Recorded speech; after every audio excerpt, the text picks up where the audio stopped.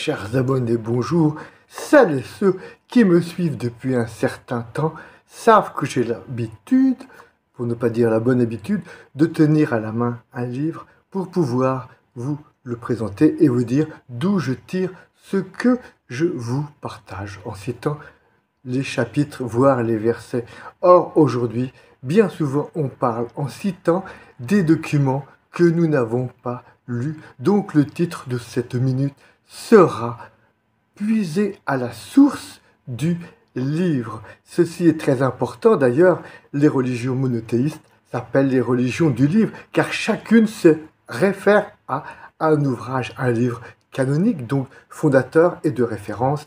Pour les juifs, c'est la Torah, pour les musulmans, c'est le Coran, et pour les chrétiens, c'est la Bible, sachant qu'il y a une source commune qui est le Pentateuque, les 5 premiers livres de la Bible, qui a donné la Torah et où on trouve Abraham, qui serait l'initiateur, voire le fondateur de l'islam. Donc, pour toute chose, puiser à la source, ce n'est pas ce qu'a fait une jeune que j'ai croisée dans le RER. En 1981, elle avait une immense valise. Je lui demande, mais où allez-vous?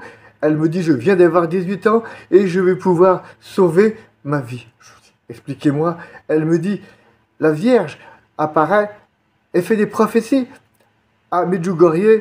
Et puis, les prophéties se sont arrêtées. C'est écrit dans la Bible que c'est la fin du monde. Et c'est écrit aussi dans la Bible qu'il n'y aura que 144 000 qui seront sauvés. Donc, je vais rejoindre le Mont Blanc où je vais retrouver des témoins de Jéhovah qui seront dans les 144 000. Je dis, mais quel est ce verset? Elle me dit, c'est très facile, allez vérifier, c'est 1 Co 13, 8 à 10. Alors, 1 Co, c'est que D, c'est la première épître aux Corinthiens de Saint Paul.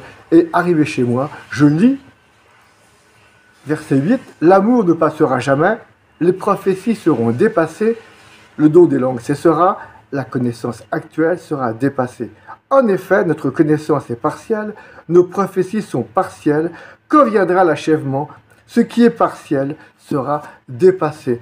Donc, preuve était faite pour cette jeune de 18 ans que c'était la fin du monde parce que la Vierge aurait fait des prophéties et que les prophéties ont cessé. Donc, elle montait sauver sa vie avec les témoins de Jéhovah en haut du Mont Blanc. Voilà où peut mener une lecture abusive, ou plutôt une citation abusive d'une source. Donc, faites que moi, allez puiser à la source, il n'y en a qu'une, et je vous la recommande, bien évidemment. Chers abonnés, chères auditrices, chers auditeurs, je vous dis à très bientôt, et je vous souhaite un bon week-end.